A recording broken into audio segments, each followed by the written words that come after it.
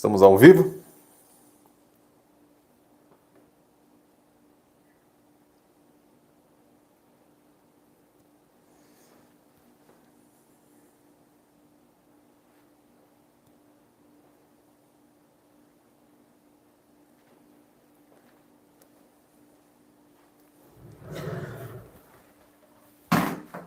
Pessoal, vamos falar hoje, nesse final de manhã, aproveitando aqui para fazer essa micro live, um acontecimento bastante comentado aí nos últimos dias, um acontecimento lá ocorrido aí no dia último 5 de março, último dia 5 de março, domingo passado, que foi aí o passamento, né, o assassinato da figura conhecida nacionalmente há décadas, né, conhecida aí como Pedrinho Matador, Pedro Rodrigues Filho, né? Nascido em 1954, em Mogi das Cruzes, interior de São Paulo, que começou sua vida no crime aí em 1973 e se tornou notório no Brasil a partir do início da década de 1980. Pedrinho Matador. Pedrinho Matador é uma figura bastante conhecida, como disse, nacionalmente, inclusive aparecendo aí a partir de certo momento na vida nacional, na ficção, também na literatura jornalística, virando até, em certo sentido, uma figura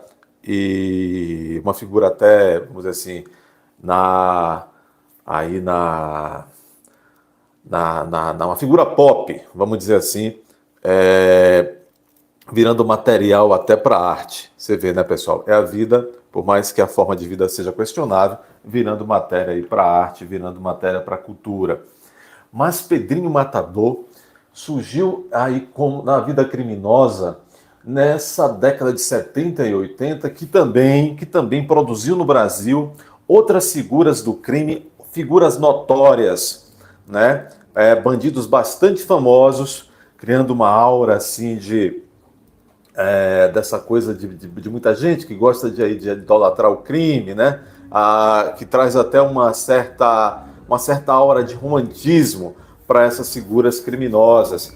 Nesta época em que Pedrinho Matador estava iniciando, ou que estava se tornando notório um pouco mais adiante, o Brasil já havia produzido ali figuras também míticas, figuras que a mídia tratou de romantizar, como o famoso Chico Picadinho, quem não se lembra, e também o famoso Bandido da Luz Vermelha. Essas três figuras, essas duas que não estou abordando diretamente hoje nessa live, que seria o Chico Picadinho e o Bandido da Luz Vermelha, e o Pedrinho Matador, que é o nosso objeto aqui hoje de fala, se tornaram realmente assim renomes no romantismo do crime, né? Um romantismo até bastante questionável, porque todas essas figuras, principalmente o Pedrinho Matador, fez bastante vítimas. Agora, o Pedrinho Matador, ele começou na vida do crime ainda criança, muito cedo, pessoal.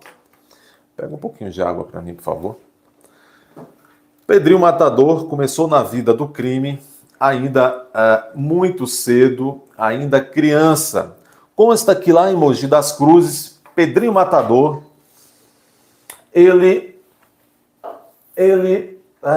aos 11 anos de idade, matou um famoso traficante, né, chamado Jorge Galvão, lá da localidade, e também familiares desse Jorge Galvão. Pedrinho, logo em seguida, Pedrinho, que tinha e vivia uma vida familiar instável, violenta. Consta que o pai de Pedrinho Matador era muito agressivo, era alcoólatra, maltratava muito a família, em especial a própria mãe do Pedrinho Matador. E esse ambiente familiar hostil, desequilibrado, nocivo, produziu essa figura certamente, produziu traumas nessa figura que se tornaria esse criminoso em série, não serial killer, mas criminoso em série.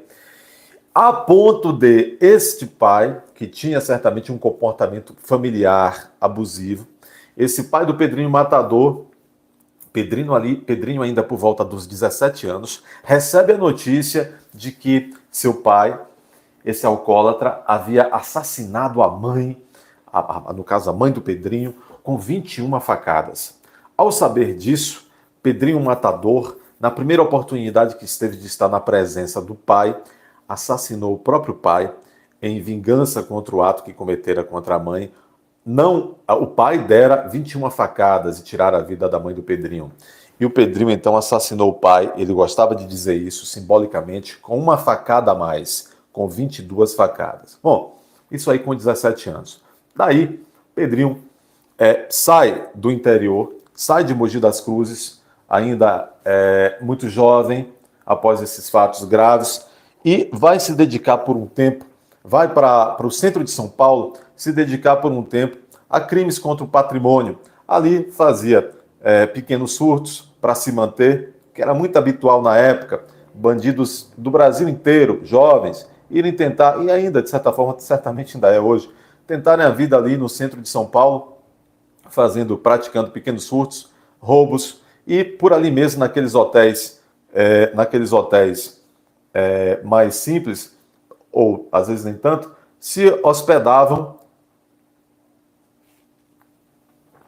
vamos dizer assim, perto do trabalho, não é? Se hospedavam próximo àquelas ruas, aquelas praças, onde costumeiramente faziam essas subtrações de patrimônio alheio. E ali Pedrinho ficou nessa prática durante algum tempo, nessa vida de crimes contra o patrimônio, mas não tardou muito e a grande sequência de homicídios em série praticados por Pedrinho Matador, Pedro Rodrigues Filho, começaria. Pedrinho, ele entra no sistema prisional em 1973 e consta que fora condenado só por crimes contra a vida, né? Fora condenado e reconhecido, portanto, que ele praticara homicídios contra mais de 60 pessoas. E ele gostava de dizer que nas contas dele, ele matou mais de 100 pessoas. Fora condenado ao todo, entre não só somando aí os crimes contra a vida, os homicídios, e também os crimes contra o patrimônio, crimes contra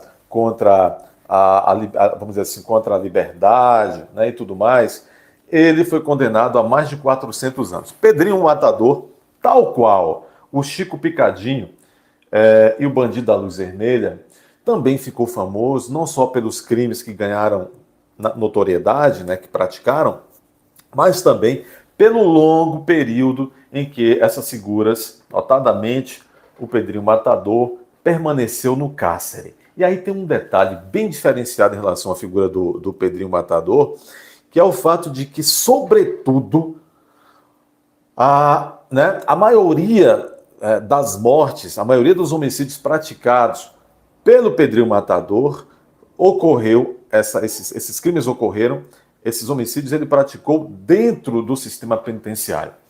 Porque o Pedrinho Matador, nas suas falas, né, nas entrevistas, e também, como notório que era, desde os anos 80, ele começou a dar muitas entrevistas dentro do sistema prisional. E todas as vezes em que escreveu um livro e tudo mais, todas as vezes que Pedrinho Matador se manifestava, quando perguntado sobre a sua vida no crime, sobre os homicídios que cometera, o que ficava claro naquela cabeça, naquele pensamento tortuoso, mas que de toda sorte é um pensamento, é uma, entre aspas, uma filosofia de vida, ficava claro, se extraía da expressão, do conteúdo da fala, das respostas, quando indagado ele a respeito da sua vida criminosa, que para esse indivíduo, para Pedrinho Matador possuía uma certa ética, é como se ele próprio tivesse uma moral e tivesse uma visão de ética que era a seguinte: ele dizia não suportar injustiças, ele dizia não suportar que não, ele dizia não admitir que certas figuras que praticaram determinados atos, pudessem conviver em sociedade. Ele chegava mesmo a dizer que certo tipo de pessoas não era gente, pelo comportamento que tinha, pelos atos que já haviam cometido. Então, ele sentia. Pessoal, estou narrando aqui, não é minha opinião, narrando educativamente, com conteúdo, com objetivo didático aqui e tudo mais, né, de reflexão, o que dizia essa figura. Ele dizia que certas pessoas não mereciam viver, que tinham que ser retiradas da vida, porque elas faziam mal para outras pessoas e tudo mais. Então, na cabeça desse indivíduo, do Pedrinho Matador, ele se achava um justiceiro. Ele não queria, ele julgava e executava a pena, ele julgava, condenava e executava a pena daqueles que ele achava, que ele considerava inadequados, desviados para viver na vida em sociedade.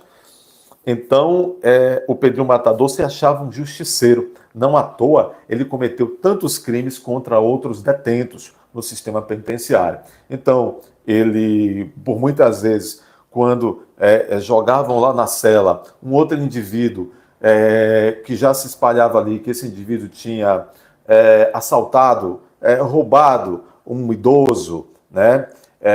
Que ficaria ali sem comprar o seu remédio por isso, que tinha batido no idoso, quando ele sabia que um indivíduo que estava próximo dele, na mesma cela, na mesma ala, tinha cometido um crime contra uma criança, aqueles crimes também, não só aqueles crimes que todos nós sabemos que os detentos não admitem, né, quando chega lá o sujeito lá dentro do sistema, mas outros também. O Pedrinho, na sua ética, na ética em que praticava, ele próprio que era um desajustado, vejam vocês que contradição, ele próprio que era um desajustado, ele enxergava em pessoas que passavam a coabitar ou a conviver perto dele, ele tentava identificar, sob a sua ética, desajustados, e ele tentava limpar, fazer essa profilaxia do ambiente, retirando esses desajustados da vida. Veja que há uma complexidade aí, há uma profundidade no sentido assim de como esse indivíduo, ele e certamente ele é um narcisista, né? Se um profissional da área médica for avaliar, e agora até fazer um procedimento que se chama de autópsia psicológica, né?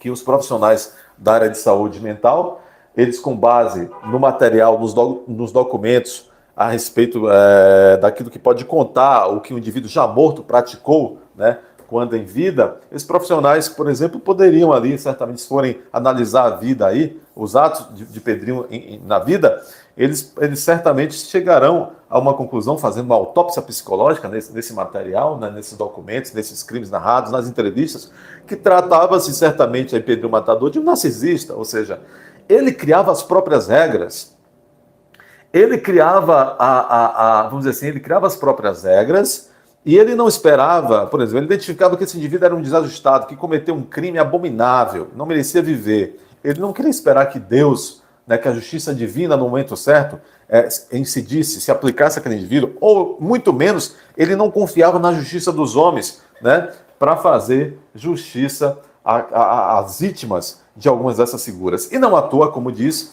esse Pedrinho Matador vai cometer dezenas de homicídios dentro do cárcere. Também consta que, na defesa de outras pessoas, Pedrinho Matador, e aqui não estamos procurando romantizar a figura, apenas narrando o que de fato há documentado, que há, por exemplo, relatos de que ele matou, por exemplo, certa vez um indivíduo que ele viu, eles estavam a uma certa distância e verificou que tinha duas moças num ponto de ônibus, já à noite, e um indivíduo, um outro indivíduo, se aproximou e começou ali vamos dizer, a molestar, no sentido de incomodar sexualmente aquelas duas garotas, as duas moças, e ele, que estava armado, se aproximou e matou. esse indivíduo que estava ali colocando em perigo a liberdade sexual daquelas duas moças, aparentemente, na visão dele ali, indefesas, que corriam perigo, né? Então, esse exemplo, esse fato que eu acabo de mencionar, e agora certamente vão surgir biografias, após a morte dele vão surgir biografias aí, do Pedrinho Matador, esse tipo de fato e outros análogos parecidos vão surgir com certeza, né, na narrativa, no relato da vida e dos atos desse indivíduo. Agora,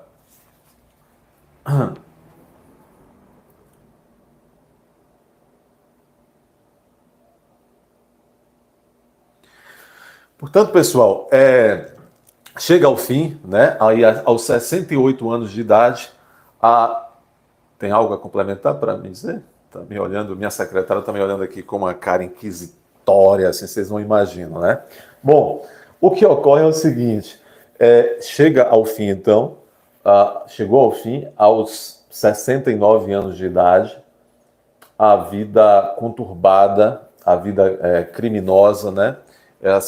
Esse percurso criminal aí do Pedro Rodrigues Filho, Pedrinho Matador, e assassinado. Pedrinho Matador, vamos recordar também, depois de dito aqui, comentado com vocês, como acabei de fazer, um pouco sobre a vida, o histórico, a biografia criminal desse indivíduo, nós devemos finalizar mencionando o seguinte: após praticar tantos crimes, e como disse, vários crimes dentro do sistema prisional, Pedrinho acabou realmente, e outro dia, o último, né, e melhor amigo do Pedrinho Matador estava mostrando uma entrevista,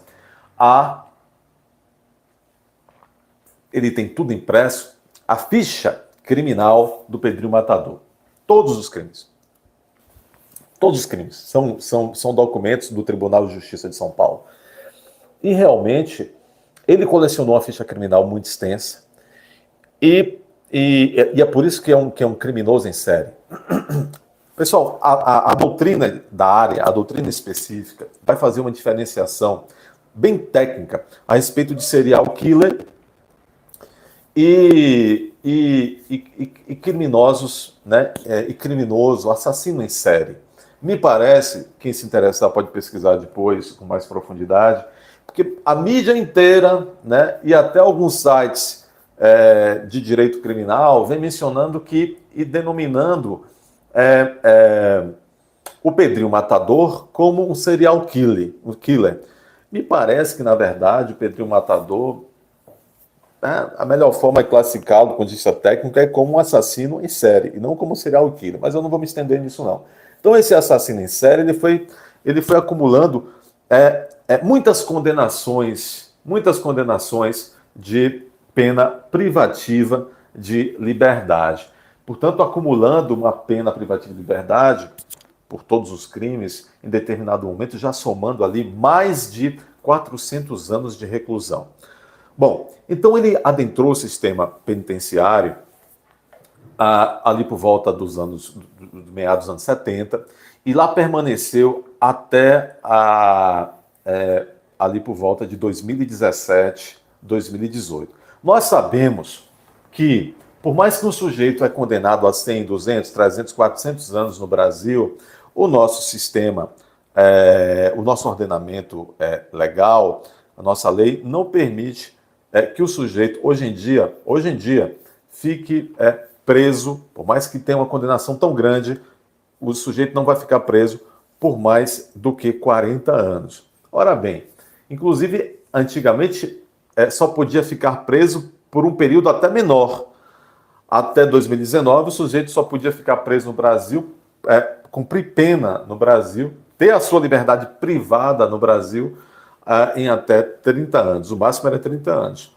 Com o pacote anticrime de 2019, aumentou 10 anos. Hoje o sujeito pode ficar, o máximo permitido não é apenas 30, mas ele pode ficar até 40 preso. E seja, tomando em consideração o máximo de 30 ou o máximo de 40, o fato é que Pedrinho, a partir do momento em que cumpriu algumas dezenas de anos dentro do sistema penitenciário, cumpriu sua pena, ele não precisou, obviamente, cumprir os 400 anos, ganhou a liberdade e foi para a liberdade, foi para o interior de São Paulo, estava morando no litoral, vinha aí se dedicando a palestras, inclusive em igrejas evangélicas, dedicava-se também a um canal, né, o nome do canal, salvo engano, acho que é até Pedrinho Ex-Matador, produzia conteúdo ali, tinha ali um amigo também, um parceiro, e Pedrinho Matador tinha seus familiares que moram em Mogi das Cruzes, inclusive onde ele começou a sua vida criminosa ainda criança.